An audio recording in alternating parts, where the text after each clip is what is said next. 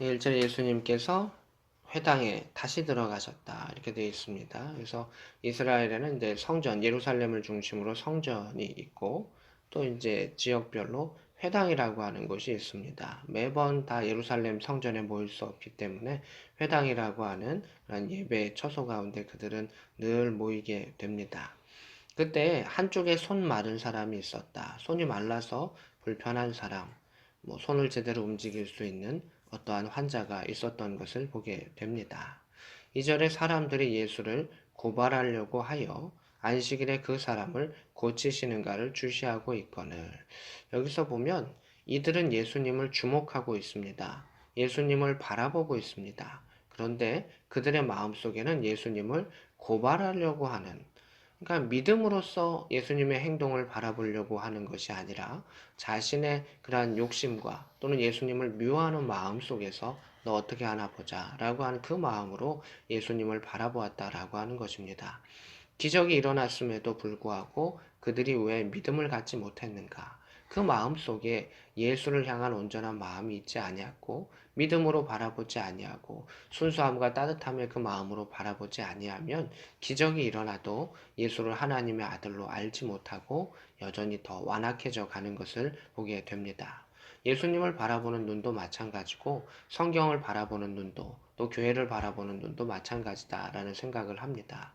우리가 말씀을 읽을 때 어떤 사람은 연구자의 자세로 말씀을 보고 어떤 사람은 비판할 것이 없나 또 이렇게 바라보는 사람들, 또 학문적으로 바라보는 사람들도 있을 것입니다. 그러나 우리는 이 말씀을 보았을 때 그 안에 하나님의 성품을 바라보고 하나님의 뜻을 알고 하나님의 사랑을 알고자 하나님을 더 알고자 하는 그 마음으로 이 말씀을 보면 우리 가운데 믿음이 생길 수 있습니다. 그러나 우리가 그것을 의무적으로 보는 것도 필요할 수 있지만 그 의무감을 넘어서 그것이 짐이 되었을 때 그것은 믿음의 영역이 아니라 다른 영역으로 이렇게 지나가 버리는 것을 볼 수가 있습니다. 3절에 예수님께서 손 마른 사람에게 한가운데 일어서라 라고 하시면서 그 사람을 사람들이 주목하게 하셨습니다. 그가 손이 말랐기 때문에 사람들은 그의 불편함을 보았을 것입니다. 그의 걷는 모습 가운데 불편함을 보았을 것입니다. 그를 바라보게 됩니다. 믿음을 가지고 예수 그리스도 하나님의 성품을 아는 가운데 그 사람을 바라보았다면 이 사람에게 무엇을 해줘야 하는가라고 하는 것을 그들은 알 수가 있었을 것입니다. 똑같은 모습을 바라봅니다. 예수를 바라보고 환자를 바라보았습니다. 그러나 그 결과가 달라짐을 봅니다. 사절에 이야기하십니다. 안식일에 선을 행하는 것과 악을 행하는 것, 생명을 구하는 것과 죽이는 것, 어느 것이 옳으냐라고 물으셨을 때 그들이 잠잠했고 5절에 그들의 마음에 완악함을 탄식하셨고 노하셨다라는 것을 볼 수가 있습니다.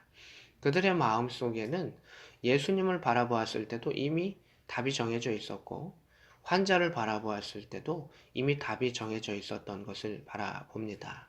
우리 안에서는 어느 것이 생명이냐, 어느 것이 하나님의 마음에 합한 것이냐, 어느 것이 하나님 안에 기쁨으로 나아갈 수 있는 것이냐라고 하는 것을 알 수 있어야 하고 그러한 마음 가운데 예배와 기도와 말씀 읽기와 그 모든 것들이 주어져야 한다, 이루어져야 한다라고 하는 것을 보게 됩니다. 그들이 예수를 보았을 때도 그 환자를 보았을 때도 예수님의 질문 가운데서도 바르게 대답하지 못하였습니다. 이 일들을 통해서 예수님은 화를 내셨던 것을 보게 됩니다. 5절에 이르시되 너의 손을 내밀라 하시니 내밀매 그 손이 회복되었더라 이렇게 되어 있습니다. 그 안식일에 손 많은 사람이 회당에 온 것은 어쩌보면 하나님 날 낫게 해주세요. 하나님 내 손을 고쳐주세요. 라고 하는 그 마음으로 왔었을 수도 있습니다. 병고침을 받기를 원하는 간절한 마음으로 도움을 받기를 위한 그 마음으로 왔었을 수도 있고 또 물질적인 누군가 나를 좀 도와주지 않을까라고 하는 마음도 있었을 수도 있습니다. 하나님께서는 특별히 예수 그리스도께서는 그 마음의 중심을 보시고 불쌍히 여기시고 긍휼히 여기시면서 그를 고쳐 주셨던 것을 바라봅니다. 그리고 그 손이 회복되었다라고 말합니다. 6절에 바리새인들이 나가서 헤롯 당과 함께 어떻게 하여 예수를 죽일까 의논하니라 이렇게 되어 있습니다.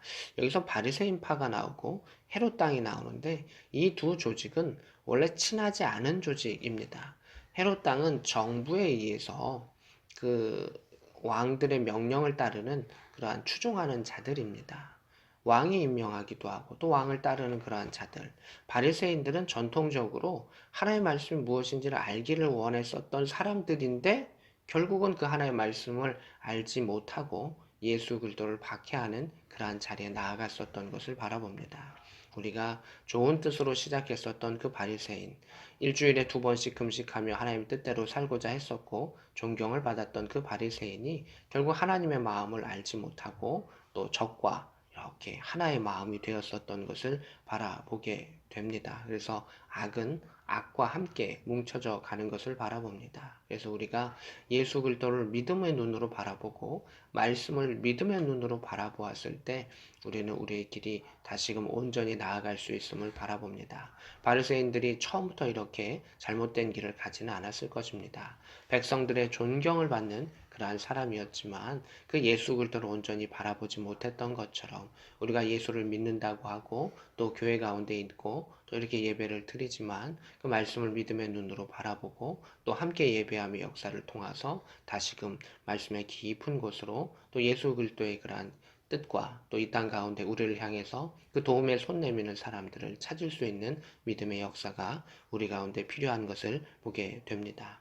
사람들은 예수님의 이러한 치유와 일들 가운데 많은 사람들이 나왔고 또 예수님께서 10절의 말씀에 병으로 고생하는 사람들이 몰려왔었을 때 그들을 고쳐가셨던 것을 보게 되고 11절에는 귀신들이 이렇게 내쫓음을 당하고 예수를 하나님의 아들로 이야기하는 것을 보게 됩니다. 또한 예수님께서는 자기를 나타내지 말라고 많이 경고하셨던 것을 봅니다.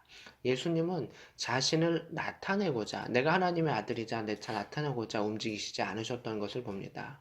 성전에서 뛰어내리셨으면 하나님의 아들로 나타내실 수 있고 또 선지자로 또 여러 가지 모습으로 나타내실 수 있지만 예수님께서 걸어가셨던 그 길은 힘든 길이었고 십자가의 길이었던 것을 바라봅니다. 자신을 나타내기 위해 그 길을 걸어간 것이 아니라 하나님께 주셨던 사명을 감당하기 위해서 했고 어느 것이 하나님의 마음인가를 살펴보셨으며 안식일에 선을 행하는 것과 악을 행하는 것, 생명을 살리는 것과 죽이는 것, 어느 것이 하나님의 중심의 삶이냐라고 하는 것을 우리들에게 또 이스라엘 사람들에게 계속해서 가르치시면서 주님의 길을 걸어가셨던 것을 보게 됩니다. 그래서 내 자신을 인정받고 내 자신을 나타내는 것보다 하나님께서 우리에게 주셨던 그 사명을 우리가 하나하나 헤쳐 나아가는 것이 참으로 중요하다라고 하는 것을 오늘 성경을 통해서 우리가 알 수가 있습니다.